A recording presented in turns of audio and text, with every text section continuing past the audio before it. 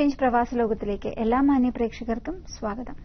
തന്റേതല്ലാത്ത കാരണങ്ങളാലും ബോധപൂർവവും കുടിയേറ്റ നിയമങ്ങൾ ലംഘിക്കപ്പെട്ട് യുഎഇയിൽ കഴിയുന്ന എല്ലാ പ്രവാസി മലയാളികളോടും ഈ പൊതുമാപ്പ് ഉപയോഗപ്പെടുത്തണമെന്ന് അഭ്യർത്ഥിക്കുന്നു. വരാനിരിക്കുന്ന നിയമക്കുരുക്കിൽപ്പെട്ട് ദീർഘകാലം ജയിലിൽ കഴിയേണ്ടി വരുന്ന ആ അവസ്ഥയെക്കുറിച്ചും എല്ലാ മലയാളികളെയും എല്ലാ പ്രവാസികളെയും ഓർമ്മപ്പെടുത്തുവാൻ കൂടി ഈ അവസരം ഉപയോഗപ്പെടുത്തുന്നു. നിങ്ങൾക്ക് വേണ്ടുന്ന ഉപദേശങ്ങൾക്കും സഹായങ്ങൾക്കും ഞങ്ങളുടെ യുഎഇ കോർഡിനേറ്റർ അഷ്റഫ് മാളിയേക്കലുമായി ബന്ധപ്പെടുക. ഒരിക്കൽ കൂടി എല്ലാ മാന്യ പ്രേക്ഷകർക്കും യുഎഇ എക്സ്ചേഞ്ച് പ്രവാസ ലോകത്തിലേക്ക് സ്വാഗതം.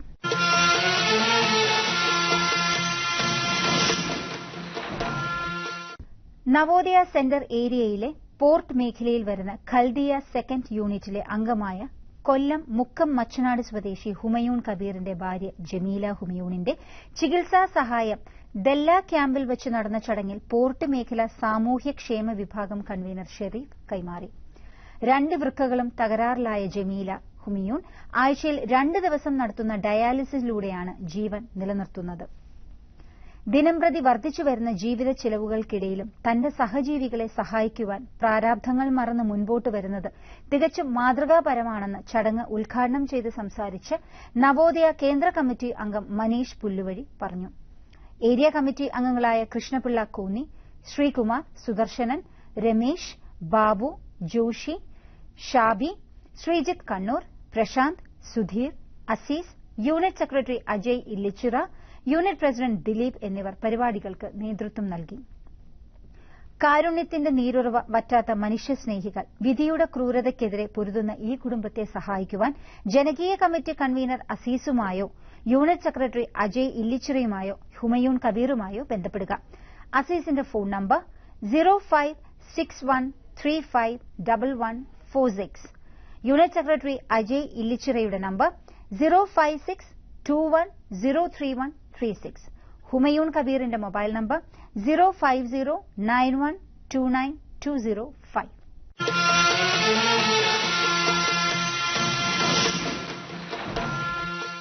രണ്ടു വർഷം നീണ്ട ദുരിതപൂർണമായ പ്രവാസ ജീവിതം അവസാനിപ്പിച്ച് കേളി പ്രവർത്തകരുടെ സഹായത്തോടെ വടകര സ്വദേശി ഒ വി രഞ്ജിത്ത് നാടണഞ്ഞു. 2 വർഷക്കാലം ജിസാൻ പ്രവിശ്യയിലെ ബിഷയ്ക്കടുത്ത് ഫേരിയ എന്ന സ്ഥലത്ത് നാട്ടിലേക്ക് ഫോൺ ചെയ്യും പോലും കഴിയാതെ, മലയാളികളുമായി കണ്ടുമുട്ടാൻ പോലുമാവാതെ, സൊമാലിക്കാരുടെയും സുഡാനികളുടെയും കൂടെയുള്ള ആട്ടിടയ ജീവിതം. മണിക്കൂറുകളും ദിനങ്ങളും എണ്ണി 2 വർഷം പൂർത്തിയായപ്പോൾ നാട്ടിൽ അവധിക്ക് പോയി വരാൻ അനുവദിക്കണമെന്ന് അപേക്ഷിച്ച് സ്പോൺസർ എക്സിറ്റ് റീ എൻട്രി അടിച്ച പാസ്പോർട്ടും ബിഷയിൽ നിന്ന് റിയാദിലെത്താനുള്ള ബസ് ടിക്കറ്റും നൽകി യാത്രയാക്കി.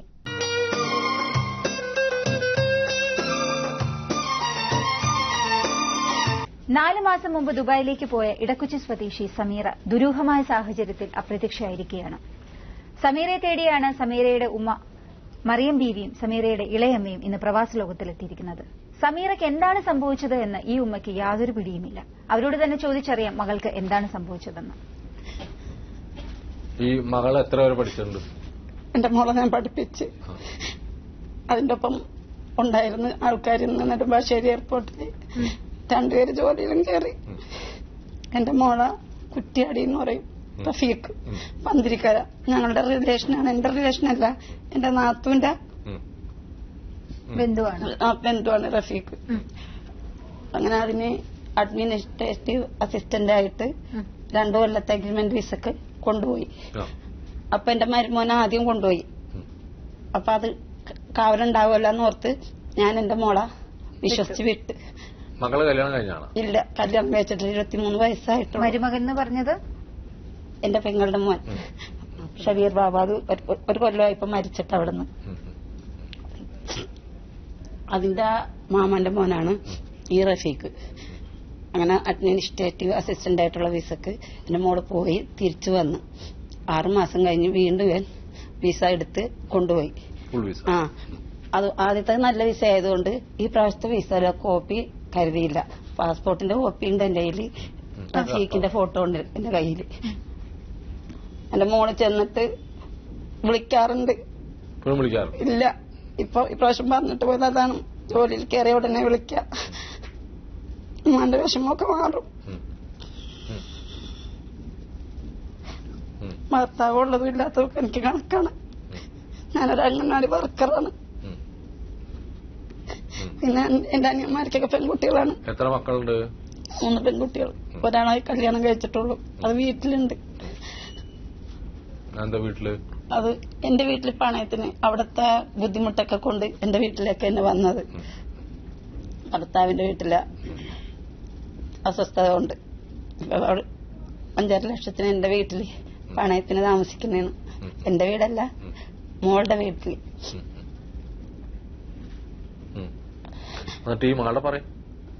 മകളുടെ ഒരു വിവരം ചെന്നിട്ട് വിളിച്ചിട്ടില്ല എന്റെ മോള്. എത്ര മാസമായി? 4 മാസം. ഇന്നത്തെ 5-ാം തീയതി 4 മാസം. റഫീഖിനെ വിളിച്ചിട്ട് ആ നമ്പറിൽ കിട്ടണില്ല. കൂട്ടുകാരന്മാരെ വിളിച്ചു റഫീഖിന്റെ. അവര് ഒഴിവൊഴിവൊക്കെ പറയണം.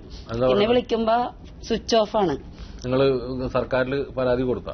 ഞങ്ങള് സ്റ്റേഷനിൽ കൊടുത്തപ്പോ പറഞ്ഞ് കോഴിക്കോട് പന്തിരിക്കാരവന്റെ വീട്ടിൽ പോയിട്ട് റഫീഖിന്റെ വീട്ടിലും പോയി സ്റ്റേഷനിലും പോയിട്ട് പരാതി പറയാൻ പറഞ്ഞു.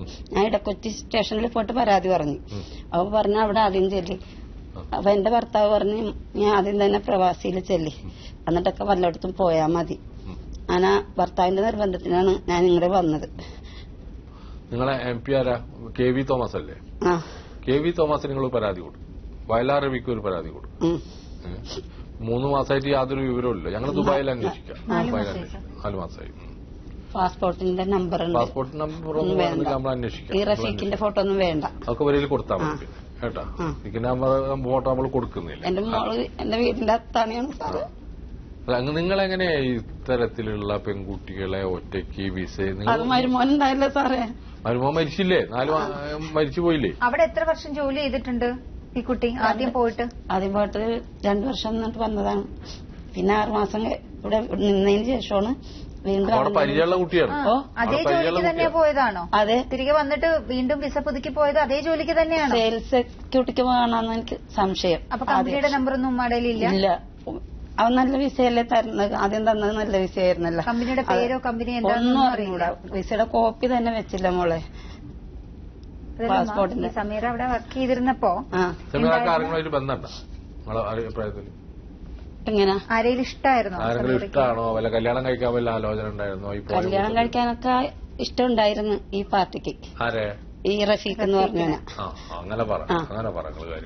അങ്ങനെ എന്റെ പെങ്ങളും മോളോട് പറഞ്ഞ് നാട്ടിൽ നിന്ന് ഒരു കഴിവ് കുറഞ്ഞ ഗതികെട്ട ഒരു പെൺകുട്ടിനെ നോക്കാൻ പറഞ്ഞിട്ട് എന്റെ പെങ്ങളും മോള് നോക്കിയില്ല. എന്റെ മോളെ ഇഷ്ടമുണ്ടായിരുന്നു എനിക്ക്. എന്നിട്ട് കല്യാണം കഴിച്ചോളാന്നൊക്കെ പറഞ്ഞതായിരുന്നു.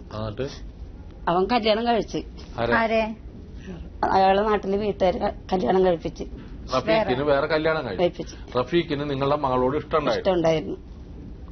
വളരെ കാര്യങ്ങൾ കുറെ കൂടി വ്യക്തമാവുന്നത് അല്ലേ? അത് നിങ്ങൾ പറയാതെ ഇരുന്ന്. അപ്പൊ റഫീഖ് ഇഷ്ടമുള്ള ഒരാളെയാണ് കൊണ്ടുപോയത്. അയാൾക്ക് ഒരു ഭാര്യ നിലവിലുണ്ട് അല്ലെ? എവിടെയുണ്ടെന്ന് അറിഞ്ഞൂടാ. അവർക്കൊരു കല്യാണം കഴിച്ചിട്ടുണ്ട്. അതാണല്ലോ സത്യം. ഈ കുട്ടീനെ കല്യാണം കഴിക്കുന്ന അയാൾക്ക് ആഗ്രഹം ഉണ്ടായിരുന്നു. എന്തോ കാരണം കൊണ്ട് നടന്നില്ല. അപ്പൊ പിന്നെ ഈ കുട്ടി വീണ്ടും ഇയാളായിട്ട് ഇഷ്ടമുണ്ടായിരുന്നോ? പോകുമ്പോഴൊക്കെ എന്താ നിങ്ങൾക്ക് തോന്നിയില്ല? നിങ്ങളെ മോളല്ലേ? എന്റെ മോൾ എന്നോടൊന്നും പറഞ്ഞില്ല. നിങ്ങൾക്ക് ഇഷ്ടപ്പെട്ട ആൾക്കാരുടെ കൂട്ടുകാരികളോടൊക്കെ പറയുള്ളൂ. അല്ല, നിങ്ങൾക്ക് തോന്നിയിട്ടുണ്ടോ റഫീഖിനോട് അവൾക്ക് ഇഷ്ടമായിരുന്നു?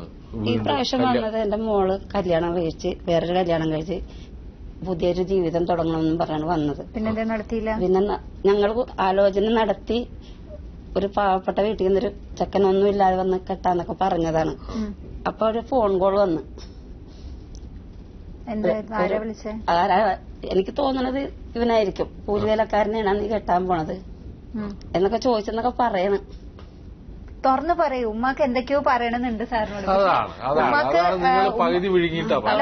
സമീറയെ കുറിച്ചിട്ട് മോശമായിട്ട് പറയണ്ടല്ലോ എന്ന് വിചാരിച്ചിട്ട് ഉമ്മ മകളെ ഇപ്പൊ ഞങ്ങളെ മുന്നിൽ ആദ്യം അവതരിപ്പിച്ചെന്ന് വെച്ചാല് വളരെ ഇതിലങ്ങ് ജോലിക്ക് പോയി ആരോ തട്ടിക്കൊണ്ടുപോയിട്ട് അതല്ല വിഷയം. നിങ്ങളുടെ മകള് പിന്നെ കല്യാണം കഴിക്കാൻ വേണ്ടിയിട്ട് തീരുമാനിച്ചപ്പോ അതിലിടപെട്ട് റഫീഖ് ആ കല്യാണം മുടക്കി. നിങ്ങളെ മകളെ അതിന് സമ്മതിച്ച്. അപ്പൊ നിങ്ങളെ മകൾക്ക് റഫീഖിനോട് ഇഷ്ടമുണ്ട്. അതല്ലേ സത്യം? എനിക്ക് മനസ്സിലായതാണ്. ഞാൻ മനസ്സിലായത്. ഇത് ശരിയാണ്. ഇത് ശരിയല്ലേ? ഇത് നിങ്ങളോട് മുഴുവൻ മകള് പറഞ്ഞിട്ടില്ലെങ്കിലും അവിടെ ഉള്ളവർക്കൊക്കെ അറിയാം.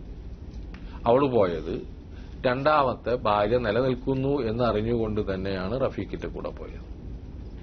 വേണമെങ്കിൽ ആ റഫീഖും അവളും കൂടി ചേർന്നിട്ടായിരിക്കാം ഇപ്പോൾ ഒന്നും നാട്ടിലേക്ക് വിവരറിയിക്കാത്തത്. ഇപ്പൊ നമ്മളെ മുന്നിലുള്ളത് സമീറ തിരിച്ചു വരണം. അത് റഫീഖിനായിട്ടാണോ അതോ ഒറ്റയ്ക്കാണോ, ഇതൊക്കെ വേറെ പ്രശ്നങ്ങൾ. സമീറ 4 മാസമായിട്ട് കുടുംബവുമായിട്ട് യാതൊരു ബന്ധവുമില്ല. ഇതാണ് പ്രധാന പ്രശ്നം. ഞങ്ങൾ വിശ്വസിക്കുന്നത് സമീറ ദുബായിൽ ജോലി ചെയ്യുന്നു എന്ന് തന്നെയാണ്. റഫീഖിന്റെ സഹായത്തോടു കൂടി ജോലി ചെയ്യുന്നു എന്ന് തന്നെയാണ് ഞങ്ങൾ പ്രതീക്ഷിക്കുന്നത്. അതിന് വിപരീതമായിട്ടുള്ളതാണെങ്കിൽ തീർച്ചയായിട്ടും ഉമ്മാനെ വിളിച്ച് കാര്യങ്ങൾ പറഞ്ഞ് തീർച്ചയായിട്ടും അവിടെ ഒട്ടേറെ ആളുകൾ സമീറാനെ സഹായിക്കാനുണ്ടാവും. അല്ലെങ്കിൽ സമീറ കൈരളിയിലുള്ള ഞങ്ങളുടെ പ്രവർത്തകരെ വിളിച്ചാൽ ഒരു പ്രശ്നവുമില്ലാതെ എന്ത് സഹായം വേണമെങ്കിലും സമീറയ്ക്ക് എത്തിച്ചു തരാൻ പറ്റുന്ന ഒരു കരുത്ത് കൈരളി ടിവിക്ക് ഇന്ന് ഗൾഫ് മേഖലകളിലുണ്ട്. ഒട്ടേറെ പ്രവർത്തകരുണ്ട്, ഒട്ടേറെ സാധ്യതകളുണ്ട്. അതുകൊണ്ട് സമീറ അത്തരത്തിൽ ഏതെങ്കിലും തരത്തിൽ ബുദ്ധിമുട്ടുന്നുണ്ടെങ്കിൽ തീർച്ചയായിട്ടും ഞങ്ങളുടെ സഹായം തരണം. ഇല്ലെങ്കിൽ ഉമ്മയെ വിളിച്ച് ആശ്വസിപ്പിക്കണം. ഇതിന് പരിഹാരം ഉണ്ടാവണ്ടേ? വെറുതെ നാട്ടിൽ ഉപ്പ പറഞ്ഞു നമ്മളടുത്തേക്ക് വരാൻ പറഞ്ഞു. നമ്മളിപ്പോ ഇതില് ഒരാളെ കുറ്റം പറയോ കുറ്റം പറയാതിരിക്കുകയോ ഒന്നുമല്ല ചെയ്ത്. നമ്മൾ നിങ്ങളെ രണ്ടുപേരും കുറ്റം പറയുന്നില്ല. പക്ഷെ ന്യായമായ രീതിയിൽ കാര്യങ്ങൾ അവസാനിപ്പിക്കലാണ് ഭംഗി എന്നുള്ളതാണ് എനിക്ക് തോന്നുന്നത്. വെറുതെ നിങ്ങളും വിദ്യാഭ്യാസമുള്ള കുട്ടികൾ, അയാൾക്കും അത്യാവശ്യം വിദ്യാഭ്യാസമുള്ള ആളുകളൊക്കെ. ഇതാണ് എനിക്ക് സമീറയോട് പറയാനുള്ളത്. അതുപോലെ റഫീഖിനോടും പറയാനുള്ളത്, ഈ പ്രശ്നങ്ങൾ രമ്യമായിട്ട് പരിഹരിക്കാൻ റഫീഖും ശ്രമിക്കണം.